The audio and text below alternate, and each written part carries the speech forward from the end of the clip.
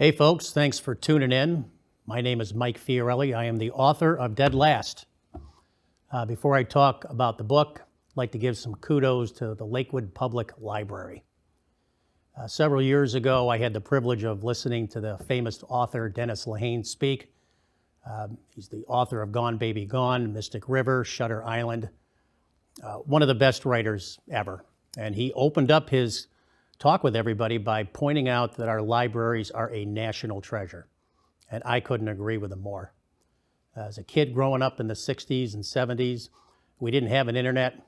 We didn't have Barnes & Noble. If you wanted to read, the library was where you went. And I spent countless hours there as a kid, carrying home as many books as I can carry. So just to reiterate Lehane's message, support your libraries. A little bit about me, I would suggest going to my website. That's deadlastbook.com. I was kind of a lifelong jock. Played semi-pro football for 10 years. Got done doing that when the injuries from football started adding up. I was looking for a new hobby. I decided to start running. Soon I added cycling, and for the better part of 20 years, I was a runner, cyclist, duathlete. Again, back to my website, has some more information about me. Also has my contact information. Feel free to use it. Love to hear from you.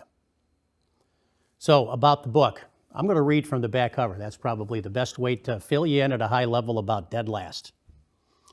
When Mike Anthony's consulting career in corporate America throws him into a tailspin and the world seems to flip inside out, he stays adrift by becoming a nursing assistant in a local nursing home. He reinvents himself to find happiness without a big income, a partner, or material possessions. Running rejuvenates Mike and becomes his passion. With the newfound support of a witty nursing home resident named Bert, his friend Sanchez, and the inspiration of a world-class Kenyan runner, Moses Kamani, Mike prepares himself for the biggest challenge of his life and sets out to defeat the last demon that haunts him. Moses Kamani, a former world champion marathon runner, is now the coach of the Kenyan national team. Two noteworthy runners are on the Kenyan team. Fante Bitak is team captain, gifted with extraordinary physical talent, but also an arrogant and narcissistic nature. Joseph Kipchumba is the newest addition to the team and the youngest, eager to earn the respect of his teammates as the Kenyan team embarks on a worldwide tour of the major marathon circuit. On a spring day in Cleveland, Ohio, these storylines intersect when Mike Anthony and Joseph Kipchumba each sets out to face the biggest challenge of their life. Will their courage, stamina, and determination be enough? Will the day bring each man the redemption he desperately seeks, or end far differently than either could have imagined? Will one of them need a hero to come to the rescue? So when I wrote the book, I brought a lot of my personal life experiences, both on and off the race course, into the story. The book is a work of fiction, but it was loosely based on a real person. His name is Moses Tanui, and another person by the name of Joseph Kamani, who were famous Kenyan runners. And I do talk a bit in the book about the Kenyan dominance in running and why it is that way. I blended these two real live characters together and came up with Moses Kamani, who is the coach of the Kenyan national team. I love underdog stories, and when I did decide to write a book, that was after my running career ended, the injuries started adding up, and anybody who runs or cycles will know what I'm talking about. Eventually, you're going to wake up and say 5 words: I can't do this anymore. And when that day got there for me, I decided to fill the void by writing. And what better to write about than something I had some firsthand experience with? And again, getting back to the underdog stories, some of my favorites were the Rocky series, Hoosiers, which is the basketball movie, The Natural, the baseball story, $1 Million Baby, and Invictus, 2 great Clint Eastwood stories, and Rudy. My story actually gives you 2 underdogs.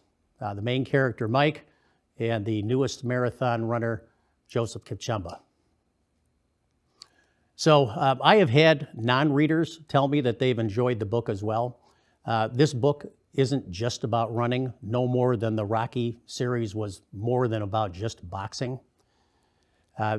Story is about facing life-changing events, overwhelming odds, and realizing that you do have the power to change your circumstances, and you do have the power to set the course of your life. I'd like to read a few passages from the book.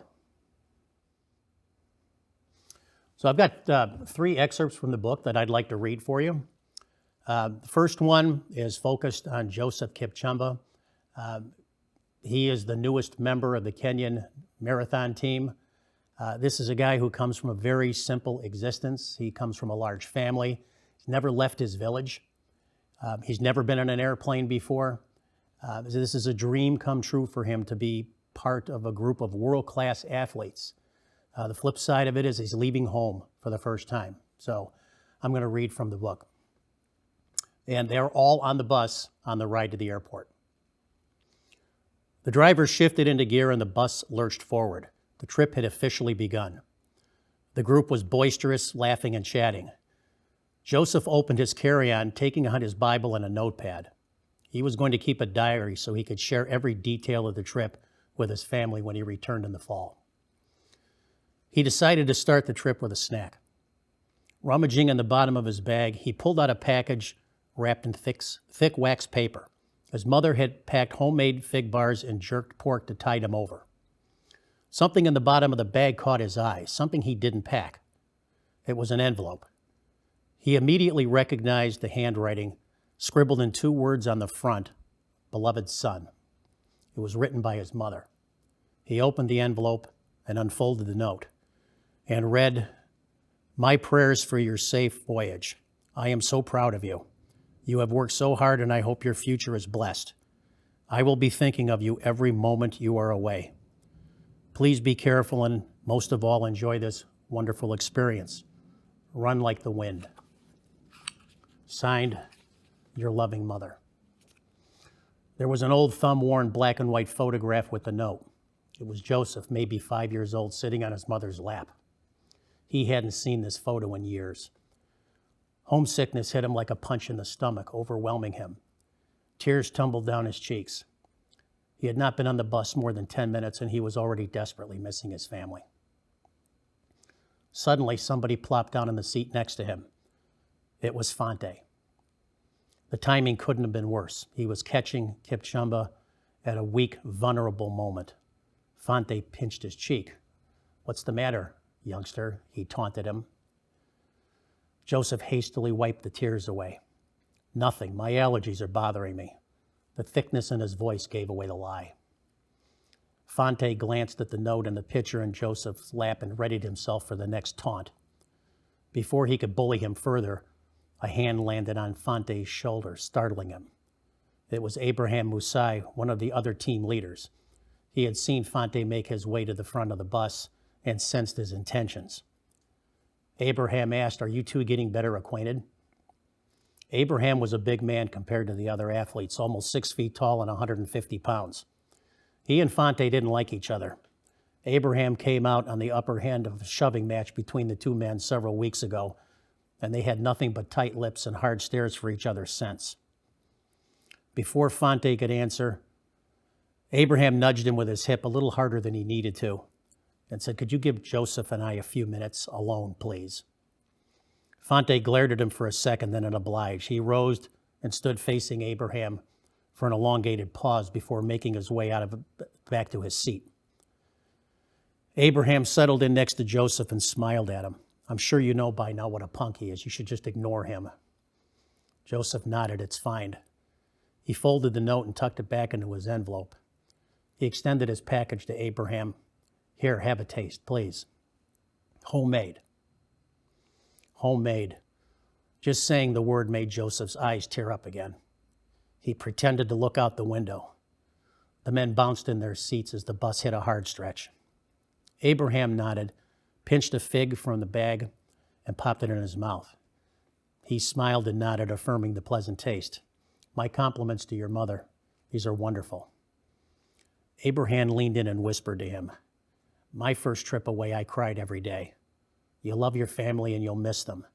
There's no shame in that."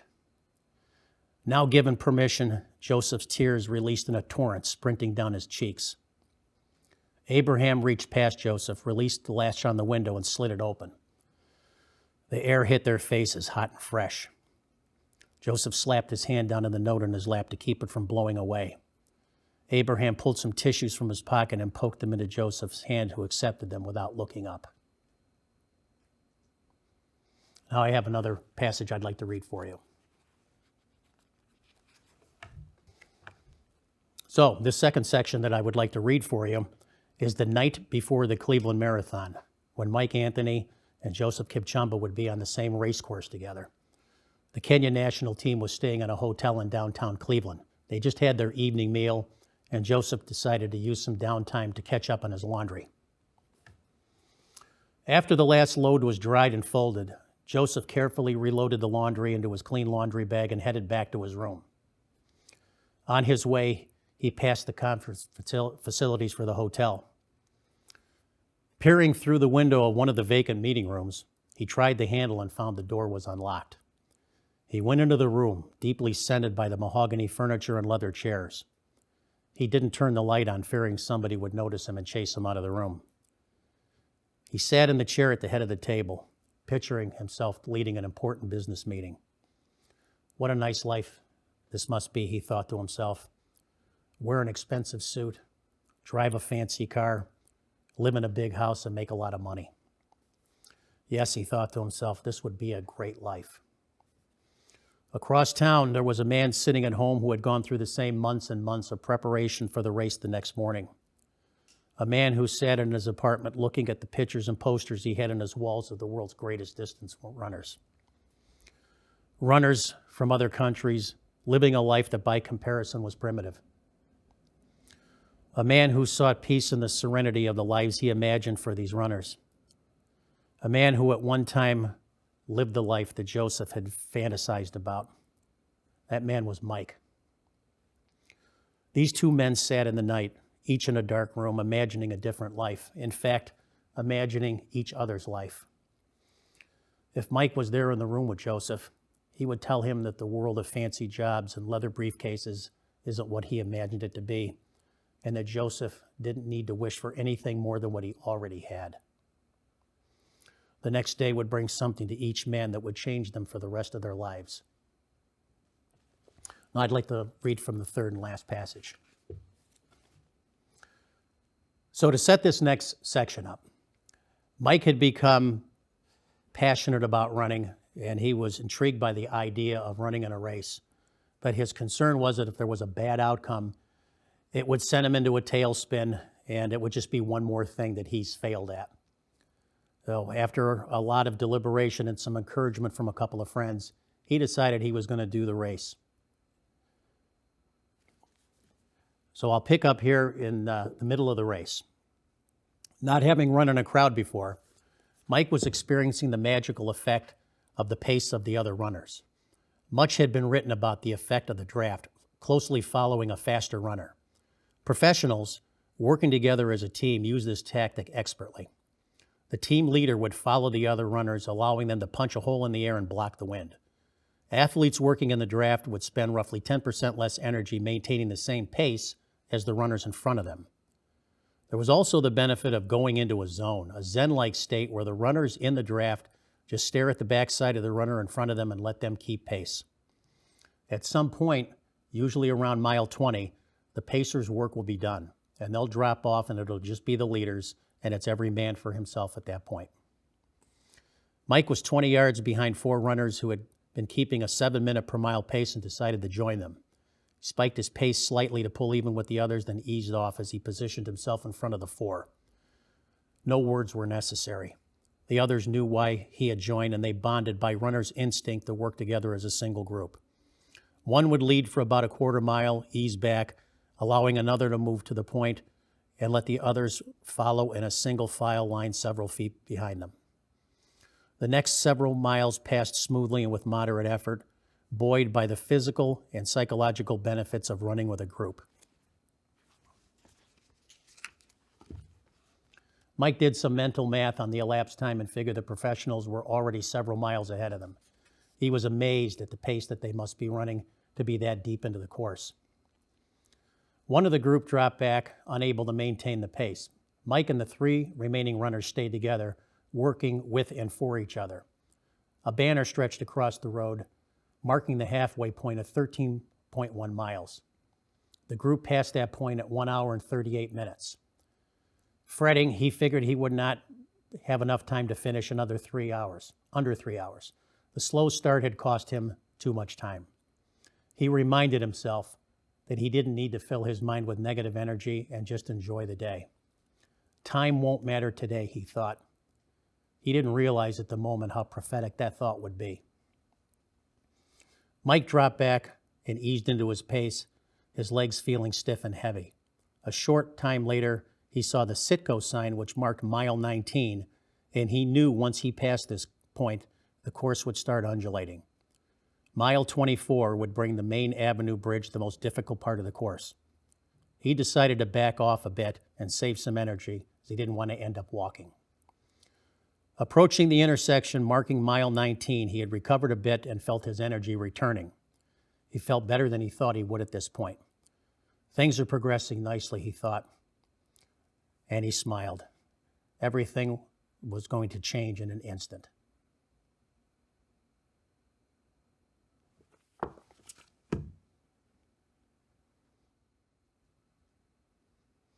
Well, once again, I'd like to thank you for tuning in. And again, Lakewood Library, really appreciate the opportunity to do this. So if you like underdog stories, if you like stories that have a few of the reach for the Kleenex happy cry moments, then I think you're really going to enjoy my book. Thanks for tuning in.